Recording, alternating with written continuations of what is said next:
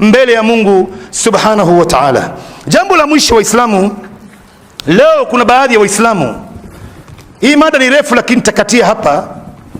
Kuna baadhi ya Waislamu leo wamezaliwa ndani ya dini na wameisoma hii dini na mpaka leo hawajajua namna gani ya kutamka assalamu alaikum, labda kwa sababu ya uzembe wao au kwa sababu ya kudharau au kwa sababu walikuta wazee wao wanafanya ama waliwarithi kwa baba zao, yeye pia anafanya. Walhamdulillahi alladhi hadana bilislam, walhamdulillahi alladhi arsala Muhammadan bidini alislam liyudhhirahu ala ad-din kullihi walau kariha alkafirun.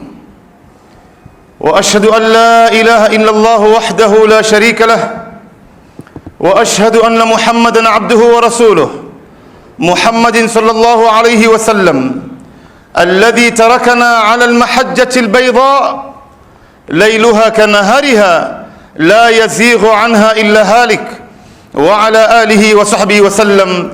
أما بعد، عباد الله، أوصي نفسي أولا وإياكم بتقوى الله. ومن يتق الله يجعل له مخرجا ويرزقه من حيث لا يحتسب. يقول سبحانه وتعالى في محكم تنزيله: أعوذ بالله من الشيطان الرجيم: وإذا حييتم بتحية فحيوا بأحسن منها أو ردوها إن الله كان على كل شيء حسيبا. وقال رسول الله صلى الله عليه وسلم: أيها الناس أفشوا السلام وأطعموا الطعام وصلوا الأرحام وصلوا بالليل والناس نيام tadkhulul jannata bisalam. Abdullah bin Umar radhiallahu anhu alikuwa akiingia sokoni, hanunui wala hakuna kitu ambacho amekuja kuuza. Kila mara anaingia, anazunguka soko alafu anatoka. Baadhi ya maswahaba wakamuuliza Abdullah bin Umar, kila mara unapokuja sokoni hapa unazunguka, hatukuoni ukinunua wala ukiuza, unakuja kufanya nini hapa? Abdullah ibn Umar anajibu, anasema: innama ji'na linusallimu ala nnasi faqat, hakika tunakuja katika maeneo kama haya kwa ajili ya kuwatolea watu salamu peke yake. Yani Abdullah ibn Umar anajua fadhila na umuhimu wa kutoa salamu alaikum. Anazunguka soko, anapita mitaani, sio kwa jingine ila kuwatolea watu salamu. Ndio Mtume Muhammad sallallahu alaihi wasallam alipoulizwa ayul islamu khair, uislamu gani ambaye ni bora mtu kuitekeleza, akasema an tut'imu at'am, ni mtu kulisha chakula, lisha watu chakula. Wa yut'imuna ala hubbi, wa yutimuna at'ama ala hubbihi miskinan wa yatiman wa asira innama nut'imukum liwajhi llah la nuridu minkum jazaan wala shukura. Lisha chakula. Kisha Mtume akasema wa an taqra'u salam ala man arafta wa man lam ta'rif. Katika Uislamu uliokuwa bora ni kumtolea mtu salamu kwa unayemjua na usiyemjua madamu yeye ni Muislamu. Ndio unaona Imam Ibn Kathir kwenye kitabu chake Al-Bidaya wa Nihaya anasema katika alama za kiyama itafika wakati Waislamu wanatoleana salamu kwa wale watu ambao wanawajua peke yao. Madamu huyu mimi simjui, siwezi kumtolea salamu hata kama ni ndugu yangu Muislamu. Na wallahi hii ni alama ya kiyama ambayo imeanza kuonekana katika miji yetu hizi. Tembea katika mji wa Nairobi hii, nenda katika mtaa wa South C, mtaa wa Pangani, mtaa wa Isili, nenda Jamia Mosque, assalamu alaikum inaelekea kufa Waislamu. Kuna haja ya kuhuisha hii sunna ya Bwana Mtume. Hii ni nembo katika nembo za Uislamu. Yani leo unamuona Muislamu anakuja na anaona wazi unakuja kukutana naye, anakulenga wazi tu ili wewe usimtolee salamu na yeye pia asikutolee salamu. Na lau utamtolea salamu saa nyingine asiweze kuitikia, na lau ataitikia kana kwamba hataki, kama ambaye hataki yani. Na saa nyingine unaweza kumtolea mtu salamu akakwambia, unamwamkua assalamu alaikum, anakuambia fiti bwana, waliyadhu billah. Yani assalamu alaikum leo katika mujtamaa zetu Waislamu inaelekea kumalizika, na hii ni katika jambo kubwa katika hii umma. Mwenyezi Mungu Subhanahu wa Ta'ala amechagua jina moja wapo katika majina yake akatupatia sisi ili tuweze kueneza katika ardhi. Mwenyezi Mungu anasema kwamba huwa Allahu alladhi la ilaha illa hu al-malikul quddus as-salam. As-salam ni katika majina yake moja katika majina ya Mwenyezi Mungu. Ametupatia sisi ili tuweze kueneza amani katika ardhi. Leo mtu anapokutolea salamu anakuombea dua, wewe anakuombea Mungu, assalamu alaikum, maana yake amani iwe juu yako. Sasa mtu anakuombea Mungu na wewe unakataa, tena akizidisha ile dua inakuwa ni kubwa zaidi. Akikwambia assalamu alaikum wa rahmatullahi wa barakatuh, amani ya Mwenyezi Mungu iwe juu yako wewe na rehema za Mwenyezi Mungu na baraka zake, alafu wewe unakataa kuitikia. Unaona kwamba hili jambo huyu mimi simjui, siwezi kumuitikia. Mtu anakuombea Mungu jamani, alafu unakataa kumuitikia. Hii ni hasara iliyoje hii! Na unapomuona Muislamu anakutolea salamu, pata kujua anajaribu kukuambia kwa bwana, mimi ni ndugu yako Muislamu, usiwe na wasiwasi na mimi, usiwe na hofu na mimi siwezi kufanyia khiana, siwezi kudhulumu, siwezi kumwaga damu yako, siwezi kusema vibaya, siwezi kuharibia jina, siwezi kukuibia. Hii ndio maana ya assalamu alaikum. Sasa vipi leo mtu anamtolea mtu salamu alafu anakwenda nyuma ya mgongo wake anaanza kumsema vibaya, anamharibu jina lake? Assalamu alaikum iko wapi hapa? Sasa mtu anakutolea salamu na wewe unakataa, waliyadhu billah. Na leo kuna baadhi ya watu hawatoi salamu wala hawatolei watu salamu kwa sababu ya kibri. Labda amesoma kidogo, ana elimu, labda amepata mali hapa duniani, ni tajiri, labda ana cheo kazini, hao wengine wote wako chini yake. Anasema bana, mimi nitawatoleaje salamu hawa? Hao ndio wanafaa kunitolea mimi. Hao ni kina nani hawa? Na Mtume anasema inna awla an-nasu billahi man badaa bisalam, hakika wale watu ambao wana cheo kubwa mbele ya Mungu ni wale ambao wanawatangulia wenzie kutoa salamu. Wewe unapomuona mwenzie anakuja na wewe unakuja kukutana naye, ndani ya moyo wako umeshaweka kwamba bana, mimi ndio nitamtangulia kutoa salamu. Huyu anayetangulia mwenzie kumtolea salamu mbele ya Mungu ana daraja kubwa sana. Na Mtume anasema wa khairuhuma man badaa bisalam, na yule aliyekuwa mbora katika waislamu wawili hawa ni yule ambaye anayetangulia mwenzie kumtolea salamu. Sasa wewe unakataa kumtolea mtu salamu wala kuitikia salamu ya watu kwa sababu ya kibri. Kibri yako itakupeleka wapi wewe? Wewe hata ukiwa na kibri kiasi gani katika dunia hii hauwezi kuwa bora kuliko Rasulullah sallallahu alaihi wasallam.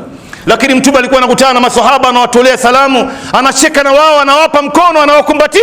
Wewe ni kitu gani wewe? Hauwezi kuwa bora kuliko makhalifa wanne, kuliko maswahaba ridwanullah alaihim, ambaye tarehe yao iliandikwa kwa wino ya dhahabu na walikuwa wanatoleana salamu wao kwa wao. Ndio unaona katika alama ya mtu kuwa na kibri ni yule mtu ambaye hawatolei watu salamu na yeye mwenyewe haitikii salamu ya watu. Ndio Mtume akasema la yadkhulul jannata man kana fi qalbihi mithqala dharratin min kibr, hatoingia peponi mtu ambaye anaye chembe cha kibri kwenye kifua chake. Ukiwa na chembe kidogo ndani ya kifua chako cha kibri, Mtume anasema huwezi kuingia peponi, hauwezi kuingia peponi. Na kuna baadhi ya watu leo waliyadhu billah, unamtolea salamu anakuuliza wewe ni Muislamu? Wewe ni Muislamu? Na umekuona umemtolea salamu jamani, na anaweza kuona na hali yote ile ambaye dalili za Uislamu ziko katika mwili wako ama katika nafasi yako ama katika mavazi yako, lakini bado atakuuliza kama wewe ni Muislamu, atakuuliza kama wewe ni Muislamu. Waliyadhu billah, wala haula wala quwwata illa billah. Leo kuna baadhi ya watu hawatolei watu salamu wala haitikii salamu ya mtu kwa sababu huyu fulani amepinda. Huyu kuna baadhi ya madhambi ambayo anayafanya, labda anavuta sigara, labda anatafuna miraa, labda anavuta shisha, anavuta bangi, labda ni mlevi waliyadhu billah, labda ana baadhi ya matendo ambayo Mwenyezi Mungu Subhanahu wa Ta'ala ameharamisha. Sasa anakataa kumtolea salamu kwa sababu huyu bwana amepinda, huyu ama kuitikia salamu yake. Sasa jambo la kwanza ni Muislamu. Kwa nini wewe leo unashirikiana na shaitan kumpiga ndugu yako vita Muislamu? Huyu ni ndugu yako jamani, usipomtolea salamu hii salamu alaikum yako huenda ikawa ni dua kwake yeye, inaweza ikamtoa katika hiyo hali ambayo yuko ndani yake. Wewe unakwenda kushirikiana na sheitani kumpiga ndugu yako Muislamu vita, na ile hali ya kuwa wewe ndio ulikuwa unafaa umkaribie ndugu yako na uweze kumtoa katika hali kama hiyo. Ndio mmoja anatuuliza, jamani, mimi huwa napita katika mtaa wetu nikielekea msikitini katika salati alfajiri, na wakuta baadhi ya vijana wamekaa kwenye barza usiku kucha, wamekaa kitu, hata kama una kitu, hata kama una kitu. Kwa hivyo sisi ni umma bora wa Islamu, tuijenge umma bora hii kwa tabia zetu, na lao tutaijenga na tabia za Kiislamu, wallahi Uislamu utakuwa mbele na kila mmoja wetu ataona mambo ambayo hakutarajia kuwa katika maisha yake. Ndio unaona sisi wengine hapa malasafu shadid tunafadhilisha masalamu zingine isokuwa assalamu alaikum. Unakutana na Muislamu anakuwa mkuu na maamkuzi mengine. Haya maamkuzi mengine yanakuja baada ya assalamu alaikum. Kwanza kabisa ndugu yako Muislamu, assalamu alaikum wa rahmatullahi wa barakatuh, ataitikia wa alaikum assalam wa rahmatullahi wa barakatuh. Sasa na mazungumzo mengine yaje, habari gani? Nzuri, how are you, how do you do, how do you do, mambo vipi, yanakuja baada ya assalamu alaikum.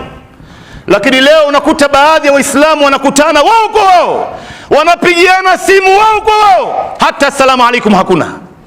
Wanaanza na maamkuzi mengine, au wanaanza na mazungumzo ambayo inawahusu katika mkutano wao huo. Mtu anazungumza na ndugu yake Muislamu, anakutana naye, anamwambia obora uri bwana ichionade aterere mafianta iskawaran bonjour. Sasa hizi vitu vitakupeleka wapi mwanzo wewe kumwambia mtu hai ndo nini sasa?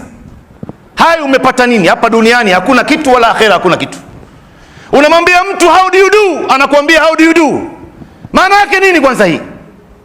Kwa sababu Waingereza wanasema how do you do, maana yake umefanya vipi. Yeye pia anakujibu na wewe umefanya vipi. Sasa ndio maana yake nini?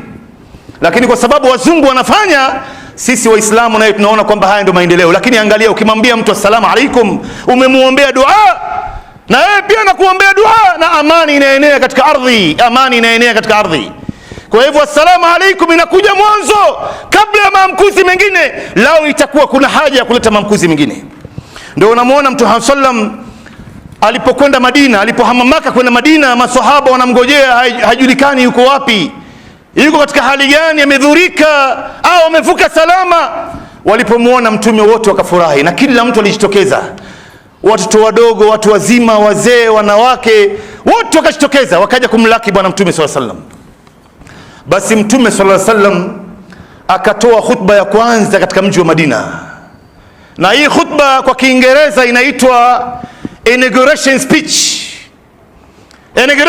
Inauguration speech ni ile khutba ambaye rais wa nchi ama kiongozi wa nchi anaitoa mara ya mwanzo anapochaguliwa katika nchi. Hata unaona leo kuna uchaguzi katika nchi yetu ya Kenya, atakayechaguliwa atatoa khutba kama hii, na hii Mtume ndo ambaye alianzisha. Hawa wanaiga tu. Mtume alitoa khutba ambaye imebeba maneno manne. Akawaambia watu, ayuhan nas, enyi watu nyie, afshu salam. Kwanza ameanza enezeni salamu katika ardhi, enezeni amani. Maana yake watu watoleani salamu kila wakati. Afshu salam wa at'imu at'am, na lisheni chakula, wasilul arham, na ungenisheni jamaa. Mtafute mtu ambaye anakuhusu damu, watafute wajomba zako, ndugu zako, jamaa zako, mashangazi wako, mahalatu wako, bado wako hai, hata kama ni kumpigia simu mtu mara moja kwa wiki tu, au kwa mwezi, bwana mjomba nimekupigia kukujulia hali tu, siku nyingi sija kuona. Usingoje mpaka mtu aje afe sasa ndio wewe unajitokeza. Ulikuwa wapi miaka yote hii? Na saa nyingine huyu mtu alikuwa na matatizo yake ya kiulimwengu, ni mgonjwa, anahitajia matibabu, hakuna mtu alimjali. Sasa ameshakufa, ndio wewe unajitokeza, bwana gharama ya mazishi yake yote juu yangu mimi bwana, sanda yake mimi ndio ambaye nitanunua, kuchimba kaburi ni juu yangu, wageni wote waliohudhuria hapa chakula yao juu yangu. Wewe ulikuwa wapi wakati huyu bwana alikuwa yuko hai? Unangojea mpaka ameshaanguka na leo unakuja kumtafuta? Wala haula. Mtume anasema wasilul arham wasallu bil-layli wan-nasu niyam tadkhulul jannata bis-salam, na amkeni usiku muswali jamani, na watu wamelala, swalini tahajjud ila hali ya kuwa wengine wamelala. Tadkhulul jannata bis-salam, mtaingia peponi kwa amani. Mtu yoyote ambaye anataka kuingia peponi kwa amani, amtolee mwenzie salamu. Wallahi, lau Waislamu wangelijua fadhila na umuhimu wa kutoleana salamu, hakuna mtu angethubutu kutomtolea mwenzie salamu. Tutakuja kuona hapa wakati kituruhusu Waislamu. Assalamu alaikum inamuingiza Muislamu peponi. Assalamu alaikum inamtoa Muislamu ndani ya moto wa Jahannam. Assalamu alaikum inamfutia Muislamu madhambi yake. Assalamu alaikum inaondoa chuki miongoni mwetu. Assalamu alaikum inaleta mapenzi baina yetu. Assalamu alaikum inaleta umoja baina yetu. Assalamu alaikum ambaye ina faida kubwa sana ndani yake, ambaye leo tungeyajua haya tusingeweza kuyachezea wala kuyadharau. Wewe leo unapomuona mtu hatoi salamu, unamuona mtu mfano ukipishana naye unamtolea salamu haitikii, na lao ataitikia anaitikia na madharau. Unajua kuna baadhi ya watu kimtolea salamu basi hata kuitikia yenyewe ni shida. Unamwambia assalamu alaikum, kuitikia yenyewe yani kutoka yenyewe inashindwa kutoka, anashindwa kuitikia salamu. Sasa unapomwona mtu yeye mwenyewe haitikii salamu ya watu na wala hawatolei watu salamu, usije siku moja ukasema bwana huyu bwana kila mara nikutana naye haitikii salamu yangu, wala hata siku moja hajawahi kunitolea salamu, basi mimi pia kuanzia leo simtolei salamu wala sitoitikia salamu yake. Sasa wewe na yeye tofauti iko wapi? Wewe unamlaumu kwa makosa anayofanya, alafu wewe unakwenda kufanya makosa yale yale. Muoneshe mimi ni tofauti na wewe bwana, na hiyo shimo ambayo umeshaingia ndani yake mimi sitoingia hapo. Mwenyezi Mungu anasema idfa billati hiya ahsan, toa mfano iliyokuwa ni bora. Muoneshe mimi ni Muislamu tofauti na hiyo njia ambayo unataka kunipeleka sitokwenda. Wewe mtolee salamu, ameitikia kuitikia ini yake na hata yabeba yeye, lakini wewe umeshafanya wajibu wako. Usifanye makosa kwa sababu watu leo wanafanya makosa. Angalia leo kuna baadhi ya watu hawatolee watu salamu, ima kwa sababu moja au nyingine, kwa sababu ya kibri, au kwa sababu mtu labda na madhambi, au kwa sababu labda mtu amepinda, au labda yeye anajiona kwamba yuko mbele kuliko wengine. Lakini hawa ambao anakataa kuwatolea salamu hapa duniani, lao wanafariki, atakwenda makaburini atawatolea salamu wakiwa ndani ya kaburi. Waliyadhu billah, bi Aisha namuuliza Mtume Rasulullah, idha zurtu alqubur madha aqul, ewe Mtume wa Mungu, mimi nitakapozuru makaburi niseme nini? Mtume anamwambia bi Aisha, quli assalamu alaykum ya ahla ad-diyar min almuslimina walmu'minina wa inna insha Allah bikum lahiqun nas'alu Allah lana wa lakum al-afiyah wa nahnu lakum at-taba'. Kuna riwaya nyingi unafenda na kwenda makaburi unawaambia jamani watu wa makaburi assalamu alaikum. Na makaburini wamelala watu wazuri na watu wabaya, wachaji Mungu wote wako pale, wafungaji wote wako pale, wanaoswali kwa sana wako pale, na majambazi pia wako pale, wahalifu wote wako pale, unawatolea wote salamu. Sasa wewe unangojea mpaka mtu afe ameshazikwa ndio unajua umuhimu wa kumtolea salamu? Wakati alipokuwa yuko hai haukuona umuhimu wowote wa kuweza kumtolea salamu. Ndugu Muislamu, sisi kama Waislamu tunafaa tuoneshe mfano bora katika masala haya. Tunafaa tuoneshe mfano bora, kila mmoja wetu achukue kwamba hii ni majukumu yake na aweze kuyatekeleza kama Mwenyezi Mungu Subhanahu wa Ta'ala alivyoweza kuamrisha. Ndio Mwenyezi Mungu Subhanahu wa Ta'ala akasema, wa idha huyitum bitahiyatin fahayyu bi ahsana minha au rudduha inna Allaha kana ala kulli shay'in hasiba. Nyinyi mtakapotolewa salamu, na nyinyi vile vile rudisheni hiyo maamkuzi kwa namna ilivyokuwa bora zaidi, au rudisheni kama mlivyoamkuliwa. Inna Allaha kana ala kulli shay'in hasiba. Mwenyezi Mungu Subhanahu wa Ta'ala juu ya kila kitu inahesabiwa, inarekodiwa, unaandikiwa. Maana yake unapotolewa salamu, wewe utakana utoe bora kuliko hiyo ambayo huyu bwana alikutolea. Na kama utaona huwezi kurudisha ile kuwa bora zaidi, basi rudisha ile ile ambayo alikuwa mkuu wewe. Ndio unamuona Mtume sallam siku moja amekaa na maswahaba, akaingia Muislamu mmoja, sahaba mmoja, akasema assalamu alaikum. Baada ya kuitikiwa, Mtume akasema 10, ana thawabu 10 huyo. Ibn al-Qayyim al-Jawzi anasema ana daraja 10 mbele ya Mungu, daraja 10 mbele ya Mungu. Kisha wakakaa, mtume anaendelea kuzungumza na wao, anawaeleza, wanamuuliza baadhi ya maswali. Akaingia sahaba mwingine baadaye akasema assalamu alaikum wa rahmatullah. Baada ya kumitikia mtume akasema 20.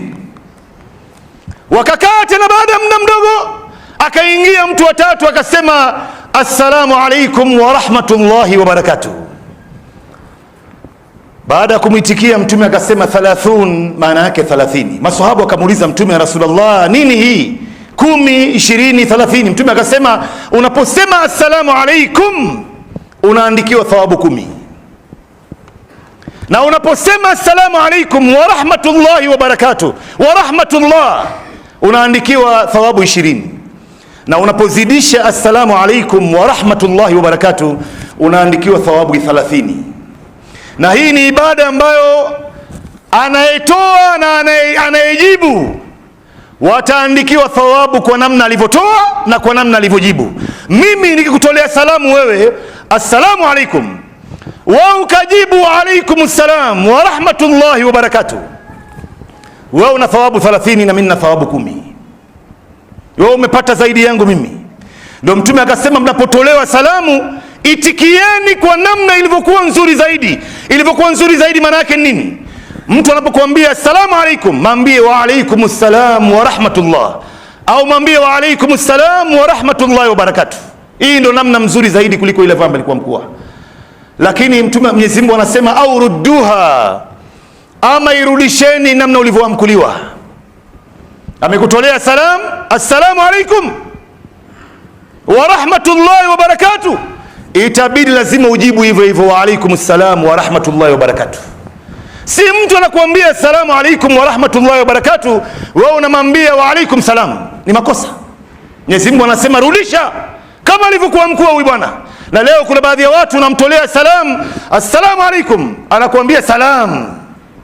Salam maana yake shalom, maamkuzi ambaye Mayahudi wanamkuana naye. Pamoja na kwamba kuna baadhi ya wanazuoni wanajaribu kuijuzisha hii kwamba ndo namna Nabii Ibrahim alayhi salam alivyoamkuliwa na malaika walipoingia kwake yeye. Malaika walipoingia kwa Nabii Ibrahim, idh dakhalu alayhi faqalu salama, qalu salamun qaumun munkarun, qalu salama, yeye mwenyewe akasema salam.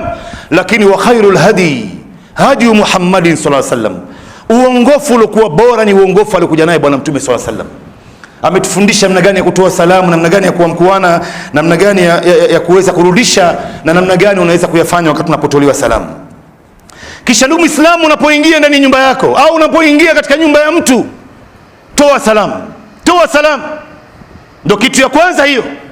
Mwenyezi Mungu anasema wa idha dakhaltum buyutan fasallimu ala anfusikum tahiyatan min indillah mubarakatan tayyibatan. Mnapoingia ndani ya manyumba toeni salamu kwa niaba yenu nyinyi wenyewe, maana yake watolieni watu wenu salamu. Salamu ambayo inatokana na Mwenyezi Mungu, salamun qawlan min rabbir rahim. Hii si maamkuzi ya jua kali ambayo unaona watu wanayatumia katika mila zao.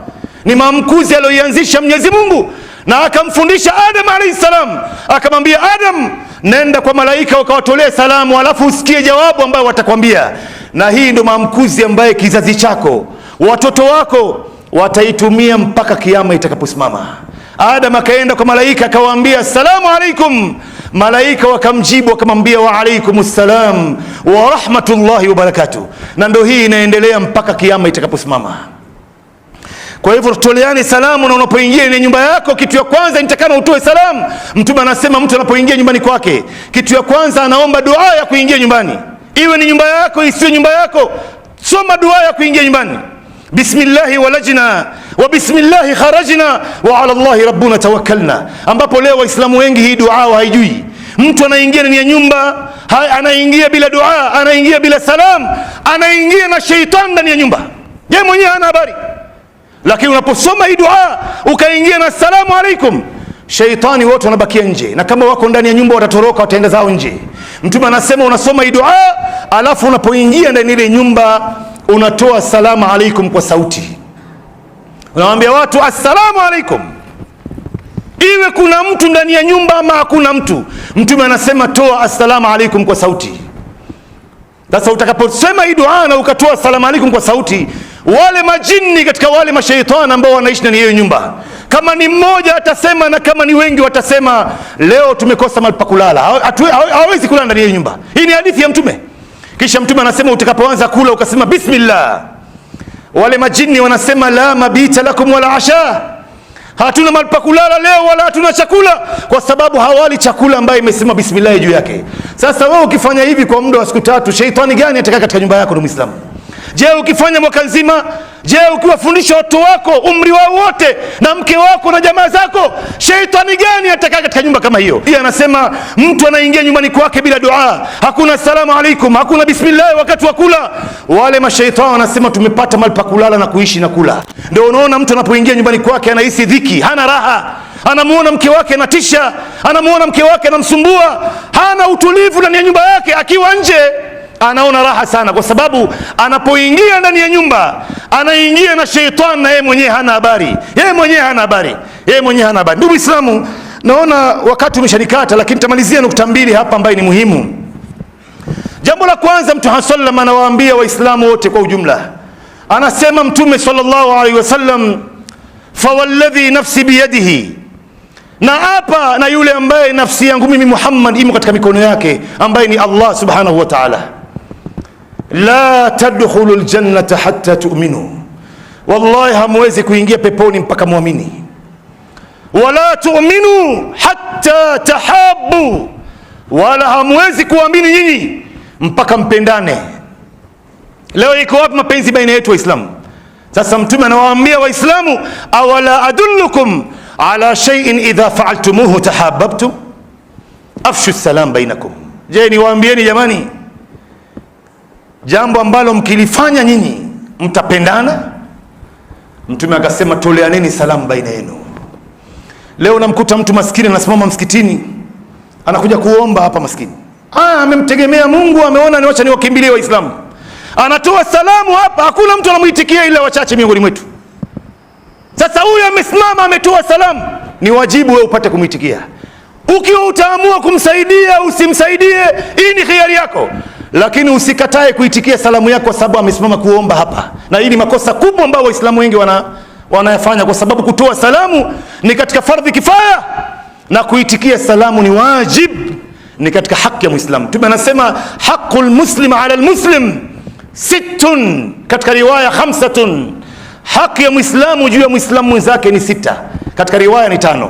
Ya kwanza raddu salam, ni kumrudishia salamu yake, anakuambia salamu alaikum wa alaikum salam wa rahmatullahi wa barakatuh. Hiyo ni haki yake, ni lazima urudishe, usiporudisha utaandikiwa dhambi.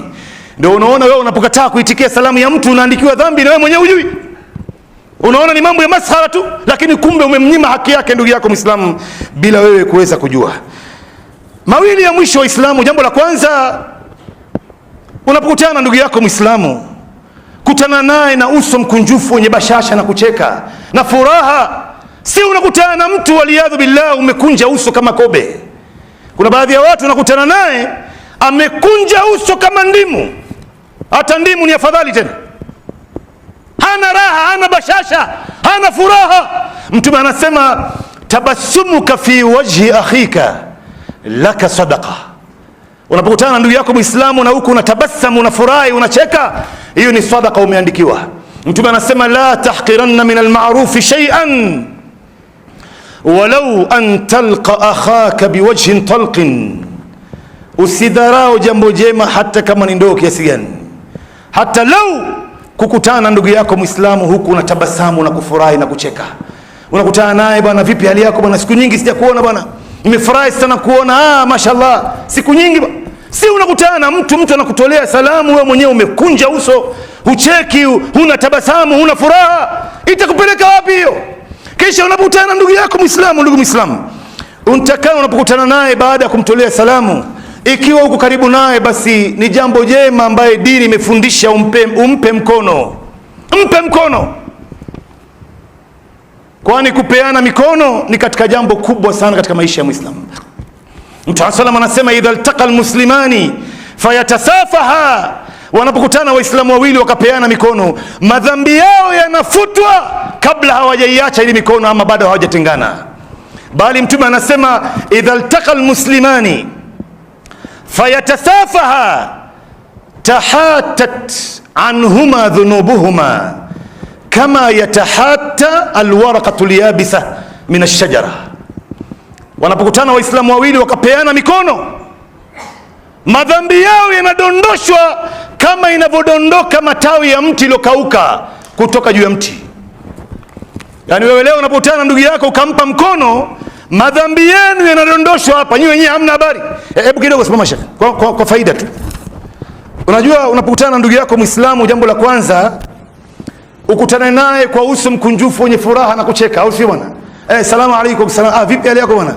Siku nyingi ya kheri, jaonana bwana. Vipi? Na ikiwezekana siku nyingi hamjaonana umkumbatie. Maana ndio Abdullah Anas bin Malik anasema maswahaba walikuwa wamekutana muda mrefu hawajaonana, wanakumbatiana, wanapangusa vifua vyao, inaondoa vitu ndani ya vifua. Kisha unapokutana naye unampa mkono.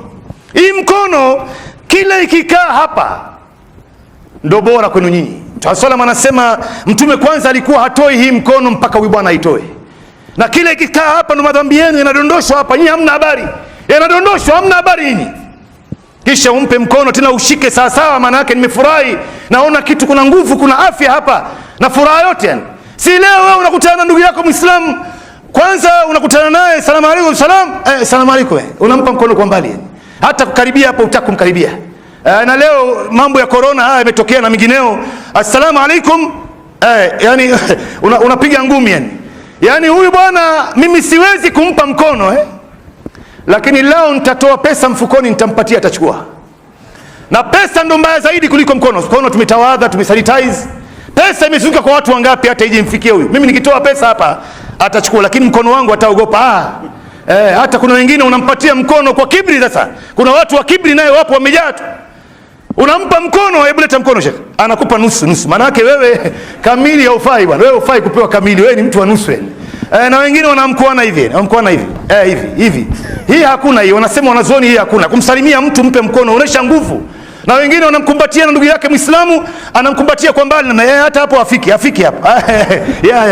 Wengine wanakumbatiana kwa miguu, wala haula wala. Hii yote ni kinyume. Mtume anasema peaneni mikono, madhambi yenu yatafutwa kabla hamjaweza kutengana. Na hivyo ndio vile Mtume sallallahu alivyoweza kufundisha. Na jambo lingine ni Muislamu, mnapokutana nyinyi kama ndugu Waislamu, jambo la kwanza baada ya mshaweza kutoleana salamu ni mpate kujuana.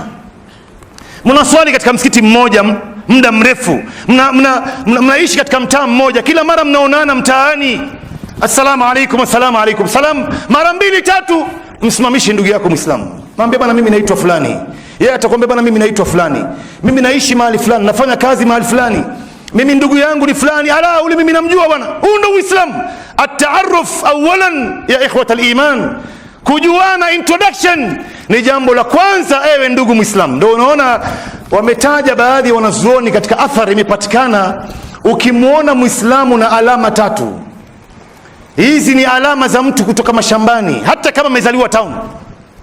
Ukimwona hizi alama ni mtu kutoka mashambani, hata kama amezaliwa town. Alama ya kwanza, wewe mfano mimi natembea na ndugu yangu hapa, tunatembea barabarani, tunazungumza, tunakwenda, mara tunafika katikati ya barabara tunakutana na ndugu yetu Muislamu, salamu alaykum, tunamkuana. Mimi namjua ule bwana, lakini ndugu yangu hamjui. Basi ndugu yangu anatungojea mbele pale, mimi nazungumza na huyu dakika 2 3, na muaga anakaenda zake, kisha mimi na huyu bwana tunaendelea na safari yetu. Huyu ndugu yangu ananiuliza, huyu jamaa ambaye tumesalimiana naye barabarani ni nani, anaitwa nani huyu? Anasema wallahi hata simjui bwana. Huwa nakutana naye msikiti, tunaswali naye katika msikiti mmoja tu, tunaishi mtaa mmoja, lakini hata mpaka leo hatujuani. Hii ni alama ya ushamba. Hata kama wewe umezaliwa town, wewe ni mtu kutoka mashambani, tena mashambani ndani kabisa huko. Naona kwamba wakati umejikata, tuna nafasi ya kutaja alama zingine 2, lakini wote tutaje kwa haraka tu kwa faida hii.